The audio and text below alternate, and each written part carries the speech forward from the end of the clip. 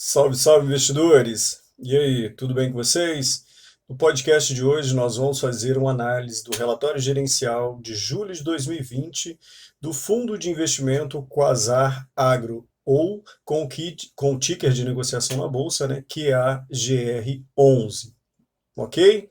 Mas antes da gente ir para o vídeo, aquele aviso de sempre, né, que é muito importante para mim e também é muito importante para vocês. Se esse conteúdo é relevante para você, faz sentido para você, ou pode ajudar alguém que está pensando em investir em fundos de investimento imobiliário, compartilhe esse vídeo com essa pessoa e lembre de compartilhar esse conteúdo também na internet se você acredita que esse conteúdo é relevante. Além disso, lembre de nos seguir nas redes sociais. Nós somos a página Investir do Bem. Nós estamos presentes no YouTube, no Instagram e nas plataformas de podcast, beleza? E para nos encontrar, Investir do Bem, a nossa hashtag, ou como nós brincamos, o nosso ticker de negociação é hashtag IBSA3, tal como os códigos de negociação das ações ordinárias da Bolsa no Brasil. Ok? Então, sem mais delongas, vamos para o vídeo.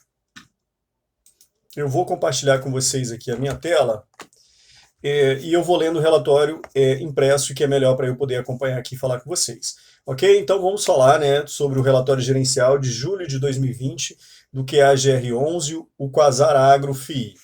Ok? Então falaremos sobre o relatório de julho de 2020. Então passemos aqui. Vamos dar uma olhada sobre o fundo, né? Qual que é o objetivo do QA GR11? Deixa eu ver se está tudo certo aqui. Tudo certinho.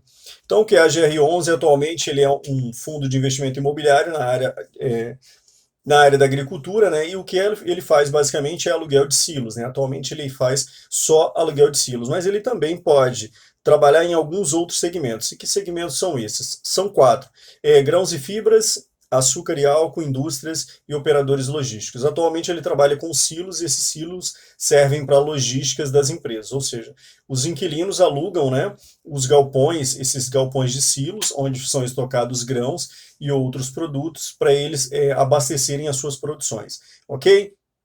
Então, atualmente, falando, nós temos dois inquilinos no fundo. Nós temos a Bela Agrícola e nós temos a BRF. Inclusive, a BRF tem suas ações listadas na Bolsa de Valores. Tudo bem? Então, vejamos, o início das atividades é um fundo, como eu já disse em outros podcasts anteriores. Então, se esse é o seu primeiro podcast que você está ouvindo aqui, do nosso podcast Investir do Bem, nós já temos podcasts anteriores, não só sobre o que é a GR11, mas também sobre outros fundos de investimento imobiliário. Tudo bem? Então, o início do fundo, novembro de 2019, então é um fundo relativamente novo. Eu só indicaria o que é a GR11 para aquelas pessoas que já têm a sua diversificação de fundos de investimento imobiliário, a pessoa já tem um FII na área de logística, ou dois na área de logística, já tem FIIs de shopping center, embora nesse momento não seja mais recomendado, né, que se compre, ou que se compre, mas sabendo o que você está fazendo, que a pessoa tenha FIIs na área de escritórios e lajes corporativas, e aí então, se ela já fez a devida diversificação, aí sim ela pode pensar em comprar fundos de investimento imobiliários mais novos, né? Ou seja, é como se tal como os IPOs que nós falamos, né? Quando uma empresa vai para a bolsa pela primeira vez, ela faz o seu IPO. Então, os fundos de investimento imobiliário também da mesma forma. Por mais interessante que seja a estratégia do time, por mais maduro que seja o time que vai tocar aquele fundo, eu não recomendaria para o investidor iniciante que está começando agora investir em QAGR11. Então, ele é muito novo, ele ainda está se provando a sua estabilidade de receitas, assim como o próprio relatório vai falar aqui, eles ainda não têm uma espécie de previsibilidade de receitas no tocante a nós pagaremos o valor X no próximo mês e nós garantimos isso pelo próximo ano. Porque ainda tem os inquilinos que estão chegando agora, existem acordos que estão sendo feitos com os inquilinos, né? Na verdade, os contratos são muito bem amarrados, mas tem algumas coisas ali de questão de valores que precisa de tempo para que se mature isso. Tudo bem? A gestão é do Quasar Asset Management. Quasar Asset, né? O time da Quasar Asset, a administradora é a BTG Pactual, o escriturador também é o BTG Pactual. Taxa de gestão é 0,75% ao ano, e aí já inclui taxa de gestão e de administração. Então, remunera tanto o time da Quasar quanto o pessoal do BTG.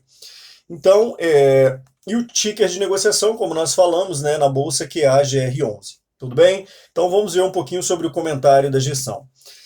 Seguindo o plano de alocação, né, o fundo celebrou um instrumento particular de compromisso de compra e venda de 3 centros de recebimento de grãos. Nós falamos sobre isso no podcast do mês de junho, do QAGR11, que eles estavam em tratativas, né, sobre esses 3 centros de recebimento de grãos. Inclusive, quem está ouvindo o podcast agora, eu estou gravando em 3 de setembro, já tem um fato relevante sobre um desses empreendimentos aqui que foram concluídos. Então, para a gente não se alugar muito aqui, eu recomendaria que quem tem interesse que dê uma olhada nos fatos relevantes do QAGR11. Basta acessar lá o site deles, né? QAGR site, vai aparecer o primeiro site, é o site da QAGR11.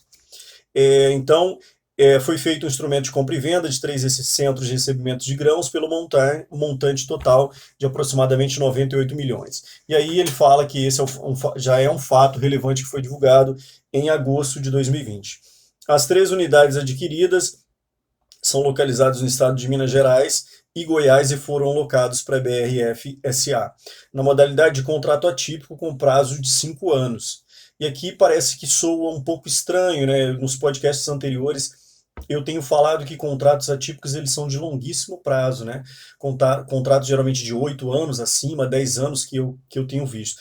E aqui eu percebi que a BRF ela fez um contrato atípico de apenas 5 anos. Então parece um pouco estranho, mas a questão da modalidade de contrato atípico, ela pode ter alguma cláusula ali de um tempo menor, mas não é muito comum, né? Eu não tenho visto com muita frequência no mercado de fundos de investimento imobiliário contratos atípicos com prazo tão curto. Geralmente são prazos muito longos, né? Para 2030, 2035, então são contratos de longuíssimo prazo. Mas tudo bem, a BRF é líder global nas exportações de frango e uma das maiores companhias de alimento do mundo. Então já é uma empresa bastante conhecida na Bolsa de Valores. Tudo bem? O volume total da aquisição será desembolsado com a questão de lavratura de contrato e poderá ocorrer nas próximas semanas. Como eu disse, eu acredito que já tem um fato relevante que saiu recentemente em que eles fecham um dos contratos. O aluguel irá impactar o resultado do fundo e a distribuição de rendimentos a partir de setembro de 2020. Então, M mais 2, né? Mês mais 2. Então, se o inquilino entrou agora, só 2 meses depois é que o aluguel vai começar a entrar efetivamente no caixa da empresa, né? Porque tem mês de competência, e aí depois do mês de competência tem um mês à frente, aí o fundo vai pagar no outro mês. Então, é M2, tudo bem? Então, o BRF está entrando agora, mas eles vão M2, né? Conta um mês, 2 à frente. Então vejamos que o aluguel mensal total será de cerca de R$ 700 mil, e isso representará aproximadamente 14 centavos por cota, né? Então vai aumentar em 14 centavos o valor pago por cada cota. Com a conclusão da operação, o fundo atinge aproximadamente 50% do patrimônio alocado em ativos-alvo. Então, o fundo, como ele veio ao mercado em novembro de 2019, ele ainda está naquele processo de alocar, né, de pegar o dinheiro que ele captou na primeira emissão e colocar em ativos-alvo. E o restante, 29% desse valor, né, estavam alocados em aplicações de renda fixa. Tudo bem? E aí, fundos de renda fixa, que era com cotas de fundo que eles tinham, né, de renda fixa, e uma LFT que eles tinham também. Vejamos o que nós temos aqui. Até o momento, o fundo anunciou 4 operações diferentes. 4 imóveis no Paraná alocados para a Bela Agrícola, no valor de R$ 88 milhões. B, 4 imóveis no Paraná e Santa Catarina alocados para a BRF, no valor de 50 milhões. C, 3 imóveis em Minas Gerais e Goiás alocados para a BRF, 98 milhões. E D, um imóvel no Paraná a ser locado para uma companhia agroindustrial pelo valor de 48 milhões de reais. Então, os contratos A e B, né, que nós mencionamos aqui, já foram assinados e foram desembolsados pelo fundo, então os inquilinos já estão no imóvel, né? Os contratos da operação C foram assinados, porém os recursos só serão desembolsados depois da lavratura do contrato. A operação D segue nas etapas de due diligence. Então a galera está naquela parte de documentação ainda. Considerando a conclusão de todas as operações, o fundo atingirá aproximadamente 60% do patrimônio líquido alocado em ativos-alvo. Então, o fundo ainda tem ainda aproximadamente 40% ainda para ser alocado, né, que está no seu caixa. Vejamos o que mais aqui embaixo. Deixa eu passar aqui. Para quem não viu depois, né, como eu estou compartilhando aqui, às vezes eu esqueço. Aqui nós temos o que eu acabei de falar, então vamos dar uma olhadinha, né? O patrimônio líquido do fundo atualmente é de 485 milhões e o valor de mercado do fundo 402 milhões. Então aqui já salta aos olhos uma observação. O valor de mercado, o patrimônio líquido do fundo, ou seja, o que efetivamente o fundo tem de patrimônio líquido é de 485 milhões, mas o mercado está precificando esse fundo em apenas 402 milhões de reais. Então já é o primeiro alerta para quem está pensando em entrar nesse fundo, para que entenda que se o mercado está precificando o QAGR abaixo, tem alguma coisa de errado com o fundo. E aí tem pessoas, né, tem alguns canais que falam da questão do problema que nós tivemos recentemente com o time de gestão do QAGR11, mas isso não é motivo suficiente para o mercado depreciar tanto o fundo. Quantidade de investidores, 14 mil investidores, né, então um número muito pequeno se a gente comparar com grandes fundos que nós temos aí antigos na Bolsa, HGLG, XPLG, BCFF11, que inclusive são podcasts que eu tenho aqui. O fundo anunciou, né, referente ao mês de julho, 34 centavos por cota e um dividend yield de 4,2% de dividend yield. Né? Se nós pegarmos o valor de fechamento, pegarmos 34 centavos e distribuir e dividirmos pelo o valor de fechamento da cota no mês de julho, a gente vai chegar a esse valor aqui em porcentagem do dividend yield. Né? Então, dividend yield é quanto o fundo está remunerando, né, o seu cotista em relação ao valor da cota. Tudo bem? Cota patrimonial R$ 96,38 e o cota a valor de mercado R$ 79,00. Tudo bem? Então, se eu quero achar o valor da cota patrimonial, eu pego o patrimônio líquido e divido pelo número de cotas, assim eu vou saber quanto cada cota vale, e esse valor do QAGR11 por cota no fechamento de julho era de R$ 96,38. E aí, o valor de mercado da cota é quanto o mercado está disposto a pagar por cada cota. Tudo bem? Liquidação média diária de 2,2 milhões, então é tranquilo para a gente entrar e sair, porque a maioria das pessoas que investem em fundos de investimento imobiliário investem em quantidades muito pequenas, então 2,2 milhões é uma realidade muito distante para nós, né, pequenos investidores, se a gente está pensando em entrar em algum fundo. Então, passemos aqui, próxima página. Vejamos aqui, continua ainda o comentário da gestão, e aí ele vai falar do seu pipeline, né? Ou seja, qual a estratégia de investimento do fundo e no que ele está pensando em colocar no seu portfólio. Então vejamos que nós temos aqui comentário de gestão. Continuamos com intensos esforços de originação de ativos e atualmente estamos em conversa com diferentes estágios de séries de potenciais vendedores e locatários. E aí tem o pipeline, esse pipeline já foi, né? Que são estratégias que ele tem, e a gente tem que acompanhar o fato relevante que eles lançaram recentemente, que eu creio que um desses inquilinos aqui já foram fechados, já fechou o contrato. Então nós temos o locatário A, que é um terminal de transbordo em Mato Grosso, inclusive nós falamos desse pipeline no mês passado. Em Mato Grosso, o prazo do contrato será de 30 anos, se caso seja fechado, o valor 80 milhões. Locatário B, uma unidade de armazenagem de grãos em Manaus, pelo prazo de 10 anos, e o valor seria de 45 milhões, e o locatário C, uma unidade de armazenagem de grãos em Minas Gerais, pelo prazo de 10 anos, no valor de 60 milhões. Então, o pipeline total dá 185 milhões e são 3 ativos. E aí preservamos a identificação das pessoas, né? Aquela questão jurídica que eles têm que preservar a identidade de quem eles estão fazendo o negócio. Aqui embaixo, vejamos o que nós temos aqui. Aqui embaixo nós temos uma nota importante, né, que o fundo destaca. Para quem está no YouTube, deixa eu colocar sublinhado aqui. Nota: o informe mensal de 6 de 2020, ou seja, de junho de 2020, foi reapresentado após uma correção solicitada pelo gestor na contabilidade aplicada pelo administrador do fundo. A última versão do documento publicada em 13 de agosto de 2020 é a única que deve ser considerada. Então, é esse documento atual, né? Esse relatório atual que está valendo. Então, quem ouviu o podcast do mês anterior do QAGR11, talvez tenha que ouvir esse podcast aqui para poder ficar atualizado com a relação das contas que foram apresentadas. Tudo bem? Seguimos aqui, vamos para a próxima página.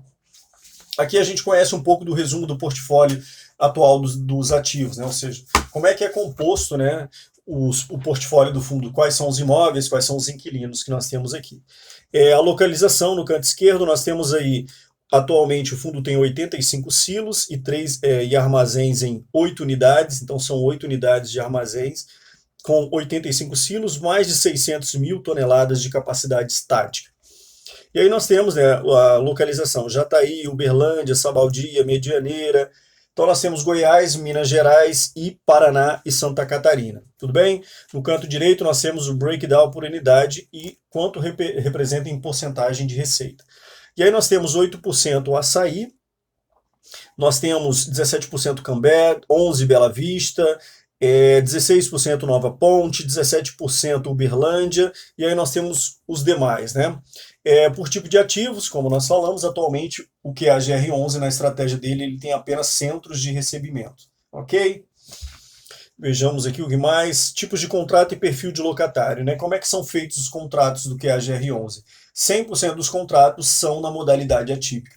Contratos de longuíssimo prazo e com cláusulas muito pesadas para que os inquilinos não queiram, por um problema, um mal-estar súbito nas receitas, o inquilino não queira sair porque ele vai ter que pagar todo o valor remanescente até o final do contrato, caso ele queira sair.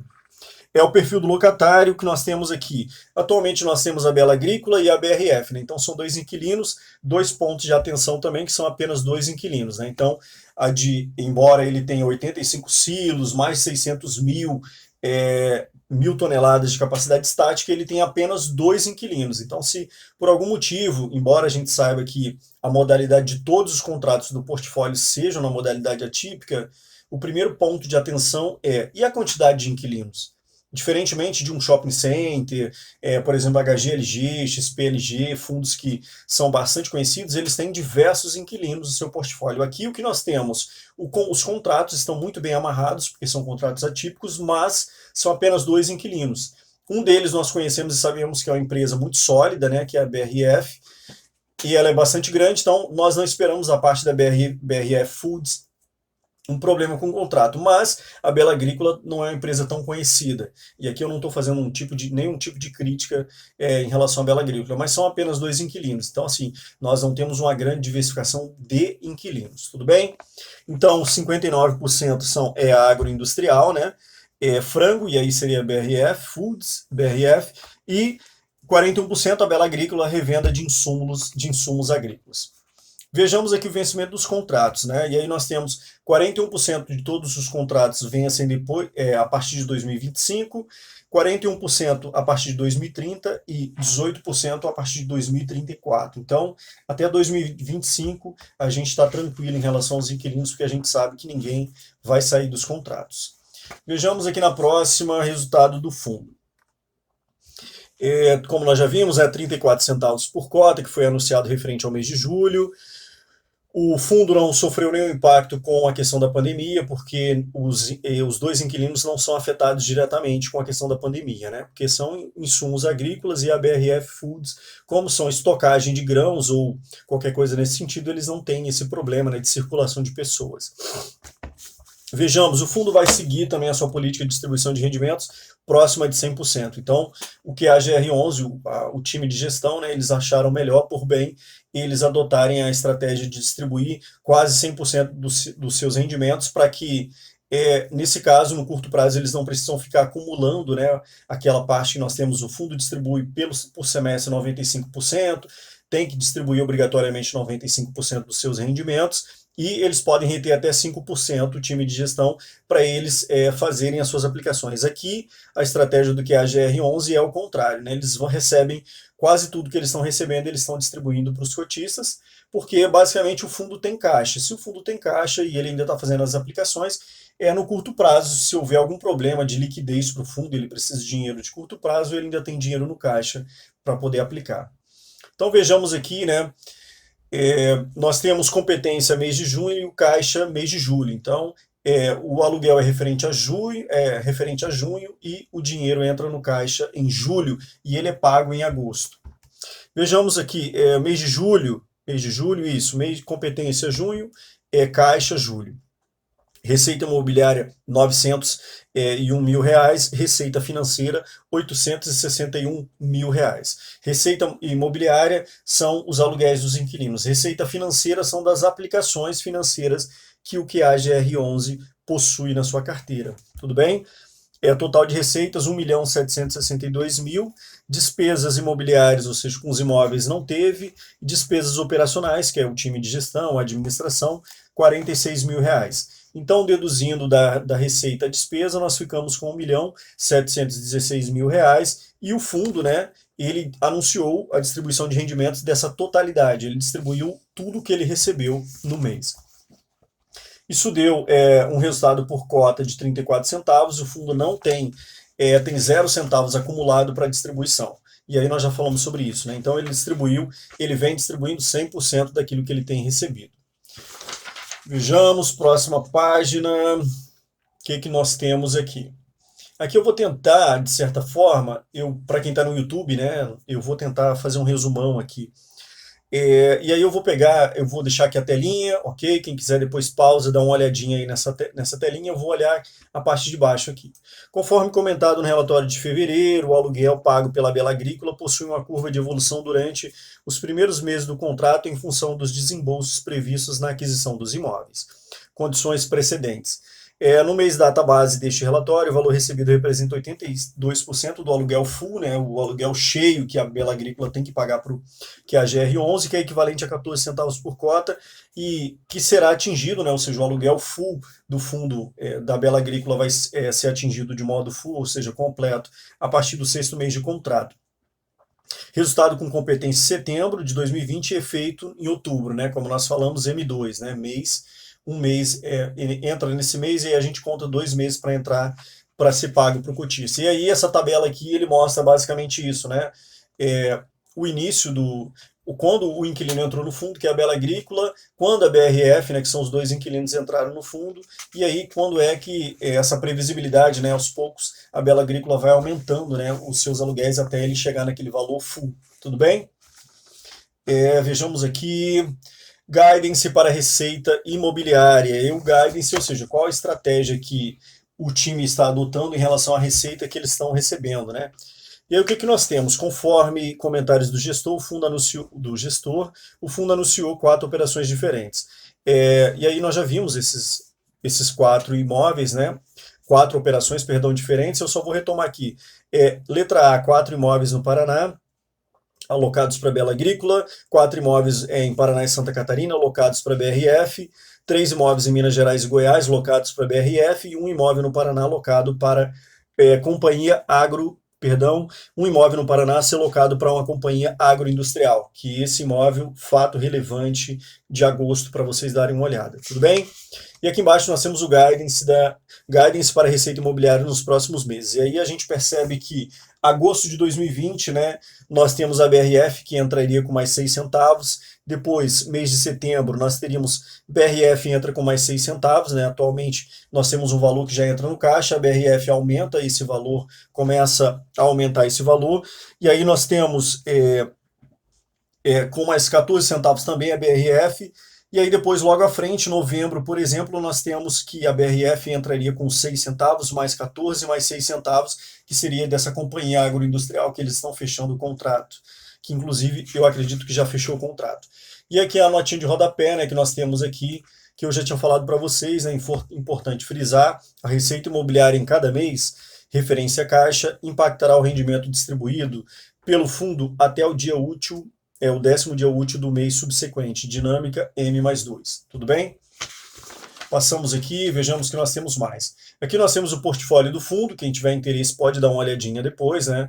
É importante que se olhe para conhecer o portfólio do fundo, como é que funciona.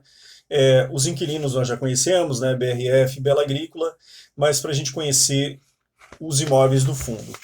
Vejamos aqui o que nós temos. Aqui volume de negociação, como eu falei, tem uma boa negociação, né, das cotas. Aqui nós temos o desempenho do fundo, a gente percebe que o desempenho do QAGR11 ele está aquém, do IFIX, ele está aquém do Ibovespa, se a gente comparar.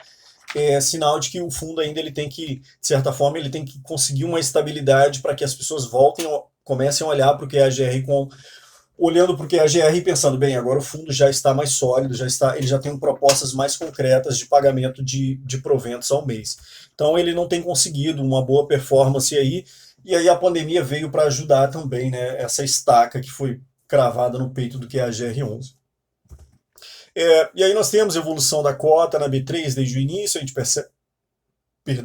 percebe que ela não tem conseguido bater nem o IFIX e nem o CDI, então já é um pontinho de atenção para a gente. E aí o volume negociado também, né, desse fundo. Então, o que nós temos? O QAGR11, eu tenho dito já nos vídeos anteriores, ele é um fundo recente na Bolsa, né? Então não é um fundo que, como eu já disse, eu indicaria para qualquer pessoa, mas ele é um fundo do setor agrícola, né? Inclusive quem está assistindo, ouvindo esse podcast ou no YouTube sabe que nós temos um novo fundo aí da área agrícola também que está vindo, né, a mercado. Então, assim, tem um potencial muito grande, né? O Brasil tem um potencial muito grande na área agrícola, então é importante. Eu resolvi colocar o QAGR11 no meu portfólio, embora eu ainda não tenha aumentado a minha posição nele, porque a minha carteira de FIIs, eu tenho uma porcentagem que eu acredito que está dentro da estratégia que eu tenho adotado atualmente, então tem um montante que eu tenho que para mim é satisfatório. Então, ao longo do tempo, como eu já tenho o QAGR11 e eu tenho acompanhado, ao longo do tempo eu vou aumentando posição em QAGR11 e HGRU11, que inclusive é um outro FII que eu tenho, e tenho podcasts dele também anteriores aí que vocês podem ouvir. Então, o QAGR11, ele está no setor da área agrícola, que é uma área que me interessa bastante, e eu gosto de acompanhar, né? No caso aqui, FIIs, eu não tenho nenhuma ação que tenha exposição à questão agrícola, porque as empresas que nós temos na Bolsa, na minha opinião, elas não são boas, então eu preferi não comprar nenhuma delas, mas o fundo, o QAGR11, por ele ter essa exposição à área agrícola no Brasil, que é uma potência, nesse sentido eu preferi me posicionar em relação a eles. Então, pelo podcast de hoje era isso, pelo vídeo de hoje era isso. Se você gostou desse conteúdo, muito importante, né? A gente tem que lembrar isso, porque nós temos algoritmos aí de YouTube, de Facebook, Instagram, enfim, todas essas coisas que eles são meio que maníacos pela questão do like, pela questão do compartilhamento, pela questão dos comentários. Então é muito importante que, se esse conteúdo é relevante para você, faz o seguinte, manda para alguém ou compartilha esse conteúdo, lembra de nos seguir, né, e assinar, fazer aquele tal do sininho lá para você receber todas as notificações quando tiver um conteúdo novo no nosso canal. Tudo bem? Investindo bem, hashtag IBSA3, você nos encontra nas redes sociais. Então, pelo podcast de hoje era isso, eu agradeço e até mais.